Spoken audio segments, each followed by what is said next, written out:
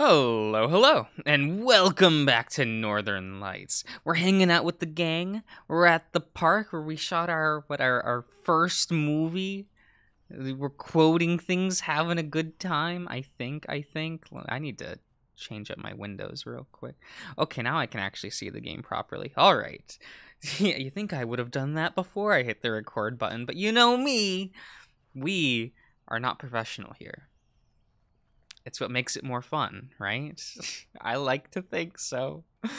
I began to cough and wheeze once more under a unified attack, laying so far off the railing I was hanging upside down, my thick tail keeping me from falling into the creek. I'm dead again! The gator laughed so loud it caught looks from a few passerbys, and Tobin released a happy sigh, watching me dangle so precariously. You guys want some snowballs? My treat. Snowballs? Snowballs? What the fuck is a snowball? Is that like a snow cone? Is this like a thing? I don't know. No, totally. Yeah, I could go for one. A little... What even is this word? What is this word? I don't know. I don't know, guys. What is this? Lagnap? Nailed it. Before the boil. Actually, wait. Give me a minute. I have my phone next to me today. I have somehow forgotten my phone most days. You know, I keep leaving my phone by my bed and not here at my desk, where I'm just like, I'm not gonna fucking do anything. Oh god, all these notifications. This is why I don't keep my phone with me, guys. This is just not... What is this? Laggin... It's like the first thing that comes up. What is this? What the fuck is this? Lanyap. Lanyap? Lanyap. Lanyap. Lanyap. Okay. Something given as a bonus or extra gift. Isn't that beautiful? A little extra gift before the boil. I've already forgotten how to say the word. It's okay, guys. I'm only half here right now, right? For a few seconds longer, I let myself hang upside down, staring at the shimmering, rippling creek water before slipping out of the moment, hurrying to catch up with the pair halfway to a vending machine. Wait, a cart vendor, not vending machine, a cart vendor already. We ordered 3 snow cones, so it is a snow cone. Okay. Pineapple for Liam, root beer for Tobin, and cherry for myself. No one getting melon. Tisk, tisk, tisk. They probably don't have melon. Tragic. Finding a nice shaded patch under a willow tree, we plopped down onto the ground. Whoa. Okay. Whoa. They're sliding. They're slipping. They're sliding. They're getting places. Nothing beats a snowball on a day like this. Guess this will be the last one, though. My whole body felt heavy as soon as the words slipped out. I'd been trying to keep those thoughts at bay, though it seemed the happier I got, the easier things broke through. That feeling of dread I'd been fighting all week, creeping back in, I knew it showed in my face as well. The drooping whiskers, a vacant stare at the ice-cold treat held in my paw. What? They don't have these in Montana. Bruh, he means the last one with the 3 of us together. I know what he meant. The fox snapped aggressively at Liam. He never did handle sadness well, and tried to deflect it with angry responses. Forget it. Don't matter. It's my paw's fault anyway. Bruh, it's not too late. If you want, we could probably still apply. Heck no, Liam. You and Tobin aren't gonna let them scholarships go to waste. Okay. Alright. It's not like it'll be forever. I just gotta sort my life, figure out a path, and I can transfer in a couple years, yeah? I guess. Still feels weird. I know we've had all summer to get ready for it. It just feels like it's over too fast. Your dad is a fool. He's not my paw anymore. You heard him. Better this way. I reassured Liam, glancing over at him with a smile, watching the large gator enjoy his sweet treat. Oh, what you staring for? Thanks for snapping at him, and you too. Snapping at him, okay. And you too, Tobin. He had it coming. As we sat there enjoying the chilly, sweet snow cones, everything slowly felt good again. Just the three friends enjoying our last day together. Let's take a picture together. I pulled my faithful camera from my fanny pack. Now look here.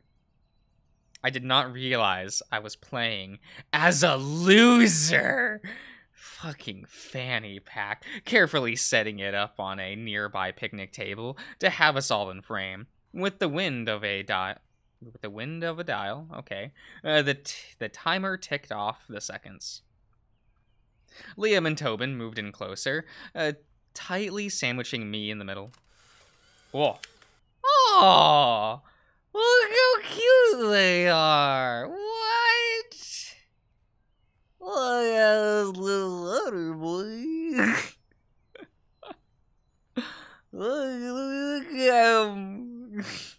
Look how big Liam is. Worth it. You two think you're so clever? Clever, okay. 'Cause we are. Come on, the boil will probably start soon.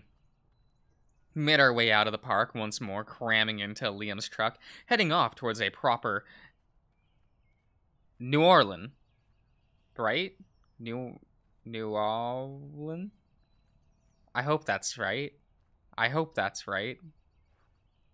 don't know. These are like apostrophe and letters and shit. How am I supposed to know? How am I supposed to know how this shit's pronounced? I'm too illiterate for this. Seafood boil. It wasn't a long drive to the boil, and I was rather happy singing along with Tobin to a song on the radio, occasionally prodding Liam with an elbow to try and get him to join in, though he never did. Oh, this is some music. This is some bouncing music. Now, wait a minute. What are we doing here? Okay. The gator parked his truck along the sidewalk in front of the hedge-fenced courtyard.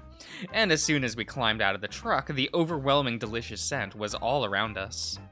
The hunger-inducing aroma of a bountiful boil, with its distinctive spices, citrus, well-cooked vegetables, and seafood. Already we could hear the joyful chatter of neighbors gathering together to share the feast. Oh man, looks like we made it just in time. Pushing open a large wooden gate, we slipped into a true New Orleans oasis, a wonderful, lush courtyard garden shaded with wisteria flowers dangling from a trellis overhead that spanned the entire courtyard. The garden was full of picnic tables, and there was hardly an empty seat around, the place packed with fellow neighbors, a few of my classmates, and even some of my old teachers. At the far end, a row of large stock pots were boiling away, nearing completion. Excuse me. I was so busy waving to some of my neighbors that I didn't notice someone sneaking up on me. Suddenly, a massive black bear scooped me off the ground with so little effort it made me look like a feather adrift in the wind, held tightly in the creature's arms. Garth? Garth? Okay. Bonjour, Cody. Ah! Wait. Garth? I don't know. I don't know either. The large... Wait. Yerson? Urson? Urson.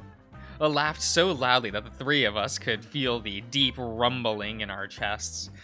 Garth held his grip on me. Tobin and Liam knew it was pointless effort to interrupt the hug. I got a real special boil for you today, Sure.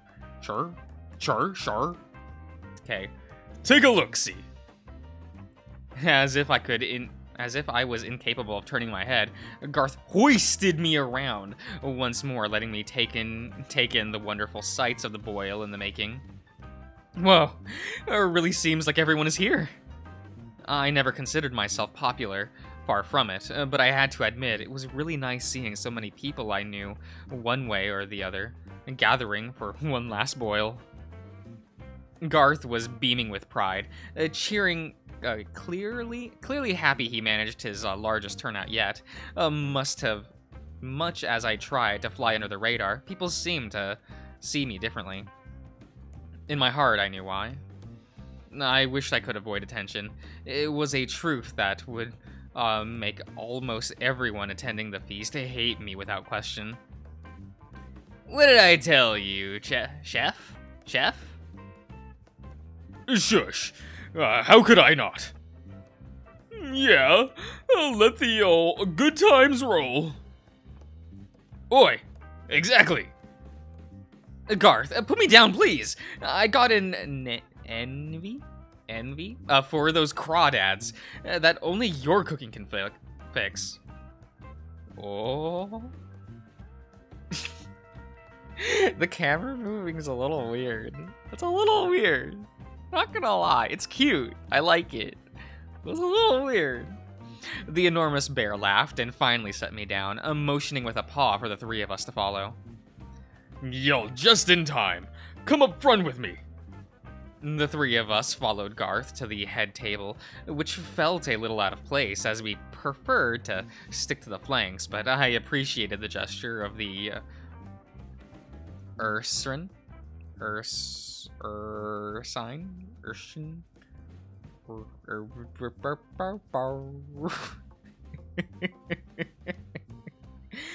Who was really trying to make the event extra special. We grabbed a seat at the table with some of my neighbors and schoolmates, while almost everyone else took a seat after the bear whistled loudly.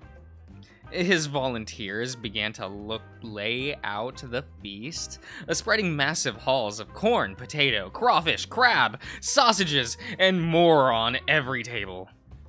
Liam's mouth was drooling at the sight of it all. Tobin took a shell cracker in paw, and I had my eyes fixated on the delicious-looking spread. The smell of it was even better. Nothing in my mind could top the pure, unique personality that came from a Boyle's secret spice blend, and Garth's was one of the best of them all. Gather around, y'all. Gather around. Now I know y'all dying to dig in. But first things first. Cody, would you do the honors? The question left a lump in my throat. Public speaking was never my forte. Being in front of a camera gave me the distance I preferred. Regardless, I obliged to the kindly bear and stood up from the table, walking over next to him. Everyone in the courtyard took hold of a neighbor's paw and bowed their head. Bless us spirits in these crawfish that we are about to enjoy. Bless those who caught them, those who prepared them, and give crawfish to those who have none. We thank you for this wonderful world and for all that you have put on it. And we give special thanks for having brought the Cajuns? I hope I'm saying that right. I don't know. And the crawfish at the same place. Amen. Cajuns? Let's say it that way. Oh. The collective crowd recited the amen with me, and I smiled, glad I managed to pull it off without a hitch. Mercy, Cody. Absolutely beautiful. You heard him. Bon appetit. Garth took a seat with me at the table. Liam was already diving into a pile of crawfish, and Tobin was cracking open a crab leg, while Garth and I tucked into the feast as well. At least for a little while, the chatter among the crowd was minimal. Everyone just digged in and enjoyed the masterfully crafted meal. How's your ma on him? Ma's upset. Pa's, well, guess he's not my pa anymore. Garth narrowed his gaze at my response, easily picking up on the resentment and anger I was still harboring over my father's methods, a feeling that were strengthened by the uncertain future facing me. After all, things really fell apart when I started looking for colleges. My pa refused to pay for any college that wasn't Catholic, which sent me scrambling. Let's not talk about him. Bruh, this be worse than finding out someone put a curse on ya. I can hardly reckon the day is truly here. As if Liam had been sitting with bated breath. Not batted. Bated breath. Oh, waiting for his moment, he couldn't help bringing up the subject again. Not the end of the world. Just a couple years, eh? Enough. He's right. Don't even think about it. It's just an any other day in New Orleans. As we continued to eat, we were occasionally interrupted by neighbors and classmates popping over to chat, with quite a lot of compliments being heaped on Garth for the meal. So, are you ready for the premiere? Liam told me it's not all bloody. I like the thought of that. Just have to set up. I feel all tingly, though. Never had this many people watch before. Looking around, taking in company once more, there were easily 50-some people partaking at the farewell gathering. I'd never shown my films outside club at school. The thought made me nervous. What would people think? It's not just the blood that's different. Cody was acting so different for this one. We fought this old steamboat wreck in the bayou. We found? Not fought. We found, sorry. He just acted so odd every time we were on it. Nonsense. I was just figuring out a good angle and framing. Nah. Tobin's right. It's like you were always somewhere else. Maybe he was. Bayous are awash. That's what that says. Awash with strange energy. So many stories about them. They aren't enough days in a year to talk about them all. I was just impressed. All right, finding an old wreck like that, untouched, was a goldmine for us. The conversation had strangely put me on edge. It was just an old ship, that's all. We continued to dine, chat, and feast until we were all well full, okay. I knew it was time enough. Everyone had slowly drifted back into casual conversation. Merci, chef. It was a masterpiece, truly. Just give me a couple minutes to set up. Oi! It was divine. I couldn't possibly eat another bite, bruh. Is this bruh? Am I saying that right? Is it bruh? I am making a fool of myself this playthrough. Is that what you all want? You want me to make more of a fool of myself? Should I try harder to read things better? I feel like it would be disingenuous of me to do multiple takes to, like, you know, do it the right. That just sounds bad, you know? So we won't do that. Gotta be real about it, right? Coming from Liam, that was one of the greatest compliments Garth had ever received, causing the bear to chuckle softly.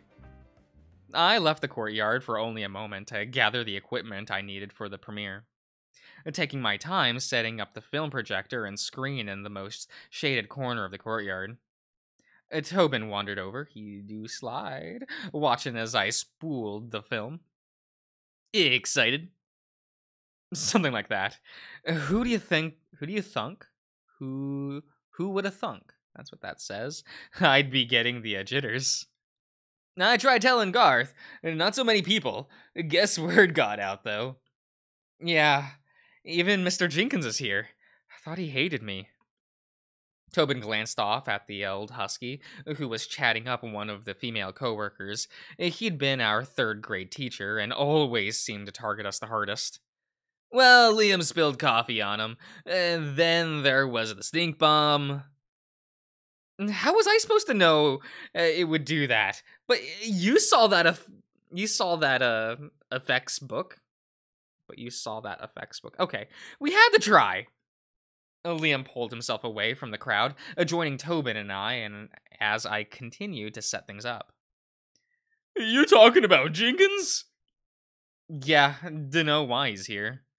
Liam playfully punches me in the arm, eliciting a startled squeak. Stumbling enough that I nearly knocked over the projector. What was that for? You both forgot. It was the stink bomb. Can't believe you forgot. What about it? He had a reaction or something. Went to the hospital, right? Oh, damn, let's go. Yeah, don't remind me. I swear my pa went and bought a new belt just because of that. Well, where do you think Jenkins met his missus? Shut up. He did not. You serious? I couldn't believe you forgot. Was a nurse at the hospital. Jenkins started being all nice after that. Heck, how did I forget about that? So we can tell the audience. And here I was thinking he still smelled like rotten eggs. Dang. Tobin, can you set up the reel to reel? Almost ready here. The fox gave a nod, grabbing the audio spools, weaving off the wandering off to get the rest of the setup done so we could get to the movie going. Are you ready for this, bro? No, but fixing to do it anyway. Once everything was set up, Garth herded the three of us in front of the screen, gathering everyone's attention, standing there with all those faces staring. Left me shaking. Tobin gently nudges against me after a few seconds. Well, go on and get it over with. Shuffling in place a little, I take a deep breath, attempting to steady my nerves, still wishing I was behind a camera rather than in front of an expectant crowd. Howdy, y'all. Really appreciate so many of y'all coming to this boilin' premiere. The more I spoke, the more my nerves seemed to melt away, speaking with a little more confidence with each passing second. Before we get things started, how about a round of applause for Chef Garth and his team making such a splendid feast? The crowd applauded the bear, who stood proudly off to the side, looking hot in the face. When the applause died down, I hurried to get on with it. We've got a real special picture for you. I think you told. I like to think. Tobin, Liam, and I are happy to present whoa, what is this word? Crayola? Crayola? Like the marker? Crayola? Crayola? Oh no. How does this spell? What is this word? What is this? What is it? Excuse me? Creole. Creole. A person of mixed European and Black descent, especially in the Caribbean. A mother tongue formed from the contact of two languages through an early pidgin stage? Creole. Okay. Creole Queen's Widower Voyage. We got there, guys. We got there. Flipping a switch on the projector, I hurried over to the speaker system and started the audio when a red card appeared. Whoa. Oh, that's noises. That's noises over there. Yeah. Liam and Tobin took seats near the front, while I stayed in the back, watching the crowd settle in for my most recent film. This was the first time we'd ever had so many spectators for one of our movies. My eyes were darting back and forth between the crowd and the screen. You know, I feel that. You know, when I displayed my artwork at like a student gallery, I would like it wasn't at the student. No, that wasn't the student gallery. This was at a it was like a public gallery that anyone could join in. It was like a street festival thing where you could just people in town could display their art, and like people did not seem to like my work. Nope, nope, no siree. People did not like graphite and charcoal drawings of buff animal men. They weren't even suggestive or anything. Like, come on, come on. I was in this drama, but not popular, not popular indeed. I chuckled at the sight of Tobin in his white prom tuxedo appearing out from the deck of the old riverboat. A vixen wandered in from off frame and started to chat up Tobin before the pair started a rather sultry dance. There was our biggest production to date. After the film club found out I was moving away, we all gathered together for one last hurrah. As the minutes rolled on, the overall lack of response from the crowd was making me nervous. No one had taken their eyes off the film, though that left me to wonder whether they were fixated because it was a train wreck or if they were actually enjoying it. I know how I felt, continuing to see all of these small mistakes that I'm sure I was the only one who could see, though they still bothered me as I strove for perfection. But then it happened. There was a mostly unanimous gasp of shock when the first unsettling element took place. The vixen was shoved by a mysterious figure from the bow of the ship, a look of terror in her eyes as she fell into green flames rising from the quagmire? From the quagmire? Is that word? I hope it is. I hope it is. I was just about to grab my phone. My phone's in my hand right now. I'm gonna set that down. Set that down. As the movie neared its end, the tension of the crowd was palpable. It made the fur on my neck stand on end, watching with deep interest as the finale began.